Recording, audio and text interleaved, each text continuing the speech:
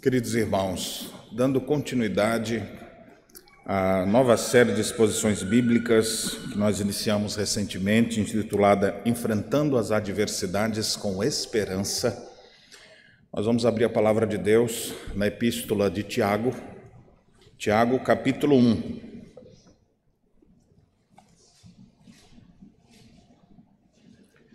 Tiago, capítulo 1, os versos 5 a 8.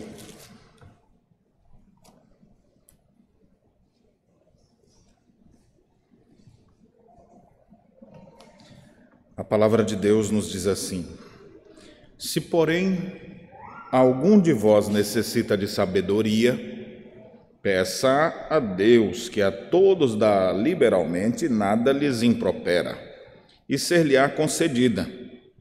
Peça, porém, com fé, em nada duvidando, pois o que duvida é semelhante à onda do mar, impelida e agitada pelo vento. Não suponha esse homem que alcançará do Senhor alguma coisa. Homem de ânimo dobre, inconstante em todos os seus caminhos. Amém. O hino do bondoso pastor chama ele de sábio guia e bom pastor. Jesus Cristo é o nosso sábio guia, porque tem guias que não são sábios, tem guias que vão apontar caminhos e você vai ouvir a informação toda e não vai conseguir entender, mas um sábio guia, ele vai te dar o norte, o caminho que você deve seguir e com certeza vai chegar lá. Ter sabedoria é uma necessidade para todos nós. Existe uma diferença entre ser sábio ou ser inteligente, bem como ser conhecedor de alguma coisa. Conhecer é a capacidade que você tem de juntar informações. Inteligência já é a sua capacidade de juntar todas essas informações e pensar alguma coisa em cima disso.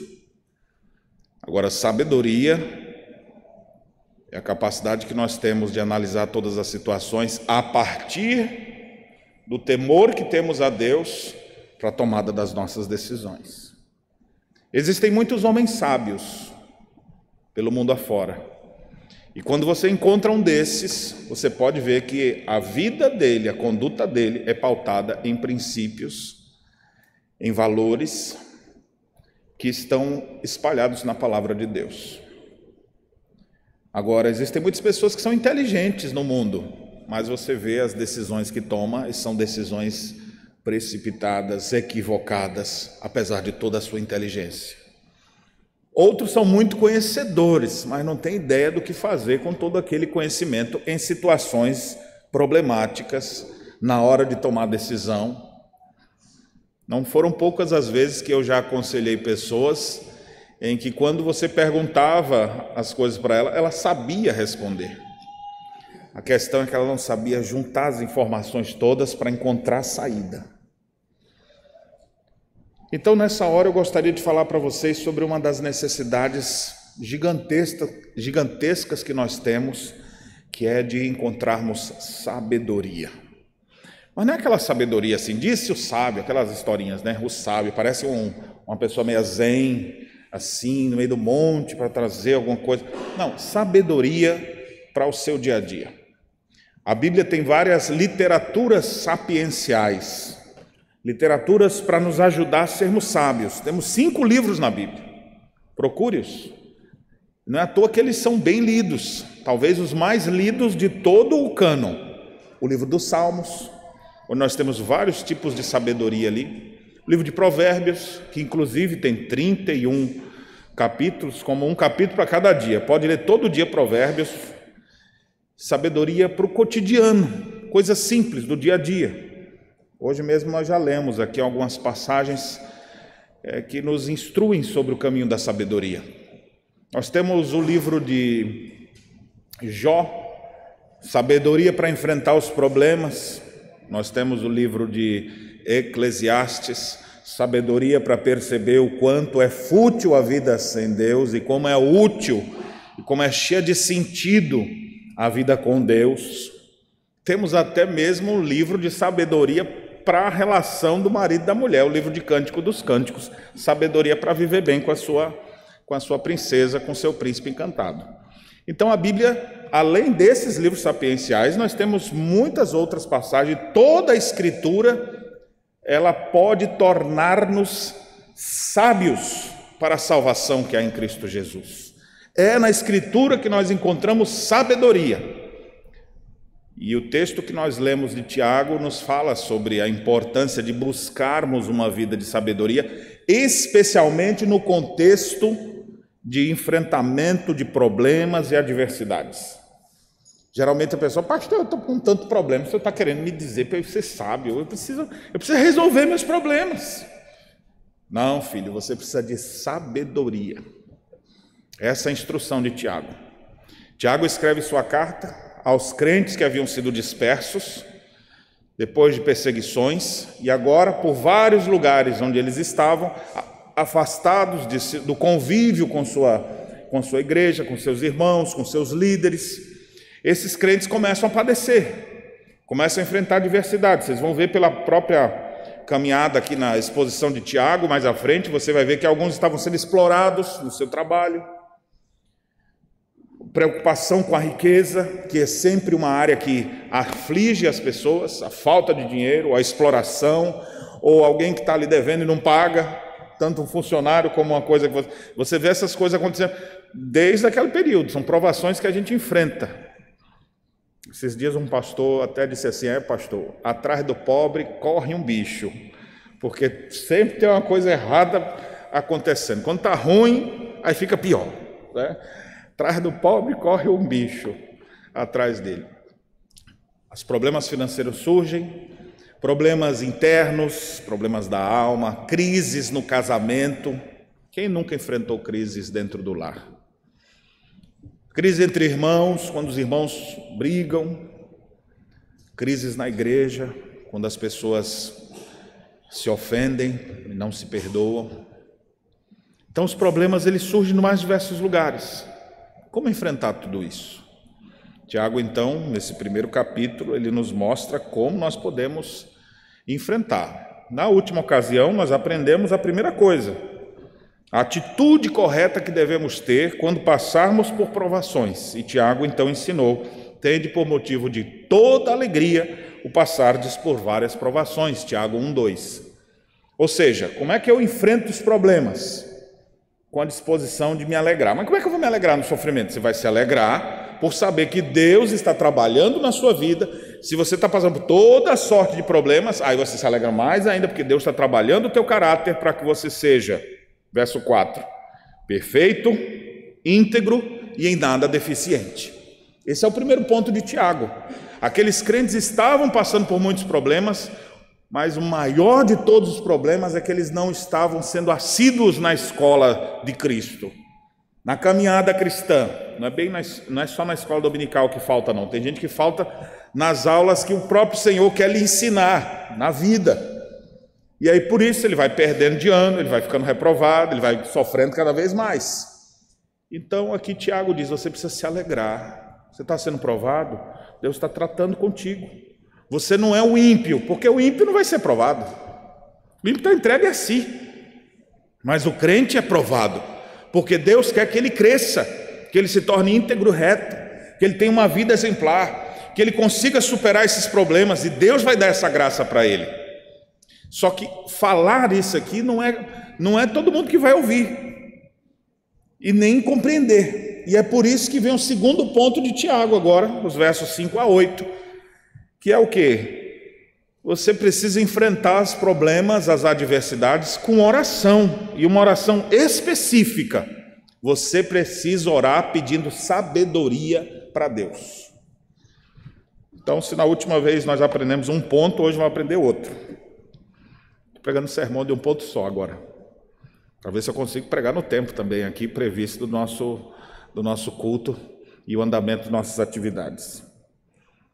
Você precisa orar pedindo sabedoria a Deus. Primeiro você se alegra, tenho que me alegrar, porque Deus está trabalhando em mim. Mas como é que eu vou orar pedindo sabedoria? Sabedoria para proceder desse jeito que ele havia ensinado. Ou seja, eu preciso me alegrar em meio aos problemas, por saber que Deus está trabalhando em mim. Eu vou chorar de um lado, vou me alegrar do outro, sabe? Escorre de um lado aqui, levanta o sorriso daqui. O tempo inteiro. Como é que eu vou fazer isso? Pastor, não consigo fazer isso. Então, se você não consegue, tem muita gente que não consegue, é o ponto de hoje. Você vai orar a Deus pedindo isso a Ele. Deus, me dê sabedoria. Me dê sabedoria para eu conseguir enfrentar essas adversidades, para eu não desistir, para eu ter esperança que as coisas vão ser diferentes, que o Senhor está trabalhando no meu caráter, o Senhor quer fazer algo na minha vida.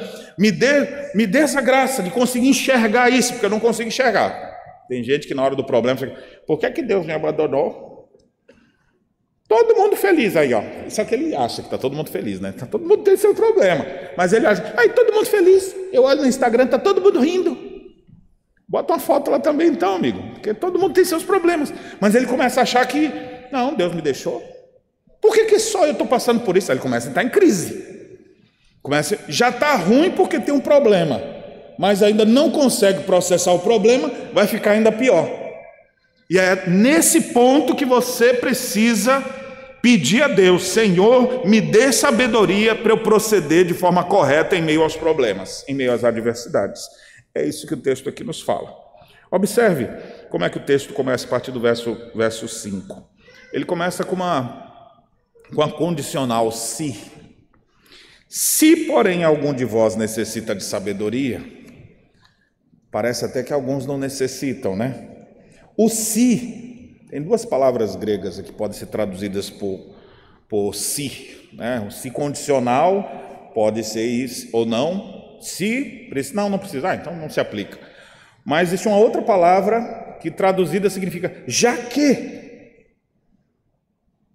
Quando você tem em Lucas a descrição que Jesus foi ao deserto, foi tentado pelo diabo, Satanás diz assim, se és filho de Deus, atira-te abaixo. Não é? Se és. Satanás está duvidando dele? Não, a palavra grega que tem lá não é se de dúvida ou de possibilidade, mas é um já que. Satanás, não é Jaque não, viu Jaque? Já que és o filho de Deus, atira-te para baixo. Daqui para baixo? Ou seja, ele está tentando porque ele sabe que ele é o filho de Deus. Não é com dúvida. É a mesma palavra aqui, esse se. Então podíamos já dizer assim, já que algum de vós necessita de sabedoria, ou seja, já está dizendo que necessita. Você não fica, não, eu já tenho, pastor. Pode passar a próxima parte aí, porque essa parte aí eu já tenho. Já que você necessita, e mais, a tradução literal do texto ainda seria assim, já que algum de vós falta sabedoria, é que tem necessidade, eu já tenho um pouquinho, mas eu preciso aumentar, não, literalmente é, já que falta sabedoria para compreender que eu preciso me alegrar, mesmo em meio aos problemas, por entender que Deus está trabalhando em minha vida, porque Ele quer me levar a um novo patamar, onde eu serei íntegro, reto e nada deficiente, como o meu servo Jó, diz o Senhor. Olha o meu servo Jó. Aí vem as provações e Jó sai daquelas problemáticas todas muito mais fortalecido, ao ponto dele mesmo dizer, antes eu te conhecia de ouvir falar, mas agora meus olhos te veem. Outro nível. Você está passando por problemas, você precisa de sabedoria. Você não está conseguindo sair das crises porque falta sabedoria. Já que falta sabedoria, o que é que você faz? Peça a Deus. Observe que a ênfase do texto, 2 vezes aparece o mesmo imperativo, tanto no verso 5 como no início do verso 6. Peça a Deus. Você precisa pedir sabedoria a Deus, você precisa orar pedindo a Deus. O problema é que quando você está na sua crise, você fica só pedindo a solução da crise. E Deus quer que você ore pedindo sabedoria para enfrentar a crise. Às vezes eu estou orando, pastor, estou orando, estou jejuando, toda hora repito a mesma coisa. Senhor, me livra desse mal. Senhor, me tira esse negócio. Senhor, mata aquele inimigo que está me atrapalhando. Senhor, e você fica orando pela mesma coisa. Deus quer que você seja trabalhado nessa crise. Peça a Deus, Senhor, me dê sabedoria para compreender o que Tu queres me ensinar com isso tudo. Quais são as áreas deficientes do meu caráter que precisam ser trabalhadas? Senhor, me dê graça para eu conseguir enxergar isso. Essa é a instrução que o texto nos traz. Peça a Deus. Peça a Deus. E é ordem, viu? Não é uma sugestão. Servo de Deus, enfrentando problemas, sem problema já é para orar, e enfrentando problema, não está conseguindo resolver, não consegue nem se alegrar em meio às crises, não sabe como processar as perdas, as crises, os problemas. Ore a Deus. E olha que maravilha. Por que essa oração deve ser dirigida ao nosso Deus, ao único Deus vivo e verdadeiro? É porque Ele dá a todos liberalmente e nada lhes impropera. Deus é bondoso. Vocês sabem dar boas dádivas, vocês que são maus, disse Jesus, né? Vocês são maus, sabem dar boas coisas. Imagine o vosso Pai Celeste. Peçam a Ele. Nada tendes, porque não pedis. Pedis e não recebeis, porque falta sabedoria na petição. Pedis e não recebeis, porque pedis mal, para esbanjar no próprio prazer. Por isso não consegue. Não é para pedir coisa má, não é para pedir só para os seus próprios prazeres. É para orar dizendo: Senhor, me dê sabedoria para enfrentar essas adversidades, me dê sabedoria para enfrentar essas crises. Deus é bondoso. Ele age com liberalidade, Ele é o Rei do universo, Ele pode, basta uma palavra dEle, tudo muda. No dia que Ele diz assim: esse reino cai hoje, agora, quem segura, quem sustenta? Mas na hora que Deus diz assim: você vai ficar com um problema financeiro. Ah, mas eu vou dar um jeito agora e vou sair. Você pode bater cabeça para todo lado, vai continuar. Eu já vi, porque ilustrando aqui com problemas financeiros, lá no passado, às vezes eu via uma pessoa com alguma dificuldade, eu falava: rapaz, eu vou resolver o problema dessa pessoa. Rapaz, o cara está precisando de uma cesta básica só, eu vou dar para ele, achando que resolvia. O cara está precisando de um emprego ali só, eu vou já dar providenciais para ele. Aí consegui ali, vamos, pum, dá. Foram todas as vezes que eu fiz isso, eu me dei mal, aí parei de fazer. Porque eu estava querendo fazer uma coisa que é Deus quem faz. Se Deus deixou ele naquela crise, é porque Deus tem uma coisa para ensinar para ele. E Deus só vai tirar ele daquela crise quando ele aprender. Eu me lembro de um irmão que disse assim: pastor, maldito o dia que entrou dinheiro nessa casa. Expressão forte, né? Nunca tinha ouvido ninguém dizer assim. Maldito o dia que entrou dinheiro nessa casa. Porque a gente vivia apertado. A gente vivia em crise, mas a gente estava todo mundo na igreja, orando, pedindo a Deus, nos encontrando mais. Depois começou a entrar dinheiro nessa casa, ninguém mais sabe quem é quem. Perdemos nosso compromisso com Deus, perdemos nossa vida familiar. E a pessoa chegou a essa reflexão: maldito o dia que entrou dinheiro nessa casa. Nós não podemos resolver os problemas dos outros. É bem verdade, eu devo dizer que às vezes Deus pode querer nos usar para ser instrumento de Deus, para livrar alguém ali. Mas se não chegou o momento de Deus tirar a pessoa daquela provação, não vai sair. Porque no dia que Deus diz: acabou, meu amigo, parece que as nuvens fazem assim, tudo se dispersa, tudo muda na hora que Deus quer. Enquanto Jó orava pelos seus amigos, nota de rodapé, pastor Daniel Alves, amigos da onça, né? Porque na hora da crise só ficavam criticando ele mais ainda. Então, na hora que ele orava por eles, a Bíblia diz: Deus mudou a sorte de Jó, tudo mudou, ficou livre das doenças, passou todo o povo que desprezou ele, voltou todo mundo a confiar de novo nele. Você vê a vida dele, perdeu todos os filhos, agora teve outros filhos.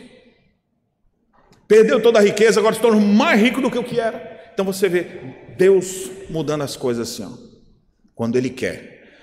E se Ele não quiser, você pode espernear, você pode fazer o que for, você não vai mudar. Então quando a gente pede a Deus, não é para Deus mudar, porque parece que Deus é canguinha, mão fechada, e a nossa oração é aquela manivela que você enfia aqui e começa a rodar. Então persevere em oração, irmão. Porque quanto mais você persevera, Deus vai, irmão, persevera, jejua, aí você vai, até a hora que, pum, aí a bênção caiu, eu conquistei. A oração não é isso. Você pode ficar aí falando, achando que vai ser no rito que vai conseguir. Não é, Deus quer lhe ensinar algo. A crise, o problema, é a escola de Deus na tua vida. Salmo 119. Antes de ser afligido, eu andava errado, mas agora obedeço a tua palavra. Olha a expressão do salmista. Antes de ser afligido, eu andava errado. Vivia errado. Aí Deus afligiu. Aí agora, ele parou de andar errado e começou a andar de forma correta. Foi-me bom ter passado por provações para que aprendesse os teus decretos. Verso 71 do Salmo 119. Como é que alguém diz que é bom passar por sofrimento e angústia? É porque ele encontrou a sabedoria. Foi bom aquilo para mim, porque antes eu não te obedecia, eu estava errado. No meio das crises, agora eu comecei a te buscar. Foi bom esse sofrimento. Quem é que tem capacidade de dizer isso? Só quem achou sabedoria. E o que você faz para encontrar sabedoria? Peça a Deus. Não ore simplesmente pelo fim dos seus problemas. Ore pedindo sabedoria para enfrentá-los. E vem mais algumas observações na sequência do texto agora, e ele elucida isso, exemplifica isso de uma maneira muito pesada até para nós. Primeiro ele diz, ore, mas ore com fé. Peça, porém, com fé, em nada duvidando. Porque às vezes você fala assim, tá bom, eu vou fazer essa oração, mas você não está nem aqui para o que eu estou falando, você está querendo o fim do seu problema. Eu estou falando, busca a sabedoria. Eu quero o fim do problema. Se eu buscar a sabedoria, acaba o problema? Então eu vou buscar a sabedoria. Ele não está simplesmente orando, Deus, o Senhor tem algo a me ensinar. Essas crises são para o meu crescimento. No caso dos leitores de Tiago, crentes superficiais, crentes imaturos, e que precisavam de amadurecimento. Então a aprovação vem para poder fazer o vivente amadurecer. Então não adianta pedir para sair da crise. Deus vai usar aquilo ali, espera que você persevere, para que você possa sair mais forte lá adiante. Peça isso a Deus e persevere. Peça crendo, nada duvidando. Não peça dizendo assim, eu nunca vou conseguir não, eu acho que é assim mesmo, vai ser até o resto da vida, Jesus me leva logo. Aí já começa assim, a entregar os pontos, já pensa até na morte. A morte como uma solução, porque tem essa, né? No meio das crises, a pessoa começa a achar que a morte é o fim. Está com problema financeiro, ainda bem que eu tenho seguro de vida ali, deixa para a família pelo menos pagar dívida, aí não fica mais nada. Quer saber de uma, eu quero é morrer, encontrar com Jesus. Aí ele começa a pintar com traços bíblicos o seu pecado, né? A sua entrega, a sua falta de perseverança. Ele diz assim, não, a Bíblia não diz, melhor está, para mim viver é Cristo, morrer é lucro, então eu quero morrer, é lucro. Bem, o apóstolo Paulo não estava em crise assim, interna, problemas ele estava o tempo inteiro, mas ele disse, se eu partir eu vou estar infinitamente melhor, mas eu prefiro ficar até para poder ver o evangelho avançando, as pessoas se converterem, gente sendo transformada, então acho que eu vou ser mais útil se eu ficar, mas se eu partir vai ser muito melhor. Você vê que é uma frase de alguém que é um sábio, equilibrado, em meio às lutas e problemas, ele não está entregando os pontos e desistindo. Meu irmão, não entregue os pontos. Hoje eu fui fazer um culto no quartel às 7 da manhã, e foi uma experiência muito agradável. Eu brinquei dizendo, né, falei para vocês aqui já numa mensagem anterior, né? No primeiro dia tinha um soldado chorando, o culto todo. No segundo tinha 6 soldados chorando, o culto inteiro. Domingo passado eu pedi para o pastor Dimer me substituir, porque eu não estava aqui, e ele também me testemunhou. Mais um grupo de soldados chorando. Hoje tinha 15 que não estavam chorando do grupo inteiro. Prostrados, chorando, pedindo graça de Deus, implorando favor. E uma coisa que eu disse para eles foi, vocês vivem sob pressão, vocês vivem momentos de crise. Só tem um jeito de ficar em pé. É se rendendo aos pés da cruz. A gente só fica em pé em meio às lutas e problemas se a gente estiver prostrado perante o nosso Deus. Prostrado implorando sua graça, prostrado implorando o seu favor, prostrado pedindo a Ele sabedoria. de como andar nesse mundo, de como proceder nessa vida. Enquanto nós não rendemos aos pés do Senhor, a gente fica em crise o tempo inteiro. Mas depois que a gente se rende ao Senhor, ninguém mais derruba a gente. Depois que você se fortalece espiritualmente, pode ser o vendaval que for, você está ali em pé. Pode ser a crise que for, você não se prostra diante de um homem, você não cai diante de nenhuma adversidade, porque alguém está te segurando pela mão, alguém te sustém em meio às crises, e você não sucumbe, você não cai, porque há um Deus que nos levanta e que nos mantém de pé. E é por isso que aqueles que estão firmados nele permanecem inabaláveis. Pode vir o mundo todo, o diabo com seus anjos, todo mal contra você, e você, eita, e quando você olha assim, esmagou. É quando vê Jesus protegeu. E só fez assim, ó, sai para lá vocês aqui, deixa meu filho aqui. Às vezes a gente até sente uma dorzinha, mas a gente permanece inabalável, porque Cristo está conosco. Você precisa de sabedoria. Já que tem falta de sabedoria, peça a Deus. Peça com fé, em nada duvidando. Olha a ilustração que ele dá aqui para mostrar quem é aquele que pede só por pedir. Tá bom, Senhor, me dê sabedoria. E continua do mesmo jeito que estava. Ele diz, uma pessoa que faz assim é semelhante ao quê? Observe aí verso 6, segunda parte. A palavra dúvida aqui pode ser traduzida também por vacilo. Então eu vou fazer uma tradução mais contemporânea. Então poderia ser assim: pois o que é vacilão é semelhante à onda do mar, impelida e agitada pelo vento. Ô vacilão, que é isso, pastor? Está me xingando? Você está aí com dúvida, sem convicção, sem certeza de fé, firmado em quê? Olhando para os problemas, deixando os problemas ditar para você o que você vai fazer, age conforme o que os outros estão dizendo, ou como as circunstâncias dizem, você começa a desistir já no caminho. Não vacile. Olhe para Cristo, creia nele, confie nele. O nosso escudo chama escudo da fé. A gente se protege na fé, a gente se esconde em Jesus. Quando eu digo a fé, não é nem a nossa fé, eu tenho uma fé. Não, a minha fé é fraca, mas eu digo, Jesus me socorre, Jesus, imploro o teu favor. E Jesus é quem nos protege, é quem nos sustenta, é quem nos mantém firmes e inabaláveis.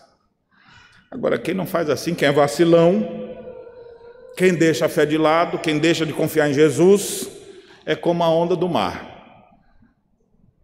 Ou tentar, me mandaram uma foto uma vez, um GIF, né, de uma pessoa com rodo puxando a água da praia. Você já viram essa assim, não?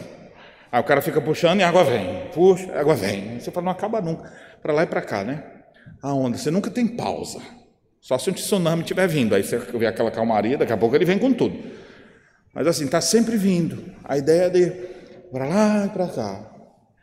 E a ideia é de você ser arrojado. Tem pessoas que vivem assim, ó, para lá e para cá, mostrando a sua fraqueza de fé, mostrando a sua fraqueza de caráter. E aí, para você mudar, você precisa só rogar a Deus: Senhor, me dê sabedoria. E persevere pedindo isso a Deus, porque vai apertar, vai ficar mais difícil. Não, pastor, Deus me livre, vira essa boca para lá, vai piorar. E o que você faz? Persevera. Senhor, eu sei que o Senhor está comigo. Por isso que a gente canta. Por isso que a gente canta, mesmo no meio dos problemas, no meio das adversidades, no meio da tempestade. Deus está conosco, Ele nos socorre. Nós não vamos ser onda agitada de um lado para o outro. Vai, agora estou bem, agora estou mal. Agora eu cheguei, mas já desisti. Estou lendo a Bíblia, perdi o gosto de... Eu vou orar hoje, amanhã não vou mais. Aí você fica assim, fala, caramba, o que é isso? Ele então diz, não suponha esse homem que alcançará alguma coisa do Senhor. Domingo, hoje eu vou pedir a Deus. Amanhã, eu já vou arrumar outra forma de resolver isso. Você já deve ter visto aquelas pessoas que quando estão com um problema, o problema é tão sério, em que eles saem desesperados pedindo ajuda a todo mundo. Aí entra a igreja evangélica e fala, eu queria pedir oração pelo meu filho que está doente e tal. Que bom, mostra amor e carinho. Aí daqui a pouco chega numa outra igreja ou numa outra religião, outro Deus, e fala: eu vim aqui para pedir oração. Não importa quem vier em resposta, eu quero ver o menino bem. Isso não é fé verdadeira, isso não é fé bíblica. É uma fé desesperada, apoiada em nada. É como uma onda agitada pelo vento, uma onda que vai e volta. Não suponha que alcançará alguma coisa do Senhor. E aí ele faz a última exortação: homem de ânimo dobre, inconstante em todos os seus caminhos. Ânimo dobre é uma palavra só no grego. Inclusive é uma palavra que a gente tem ela transliterada aqui para psique, né? Quando fala psicologia, psique é alma. E aqui a palavra é dipsikos. É como se fosse assim, duas almas. O que é uma pessoa de ânimo dobre? É uma pessoa com duas almas. Presta atenção, a pessoa não tem duas almas.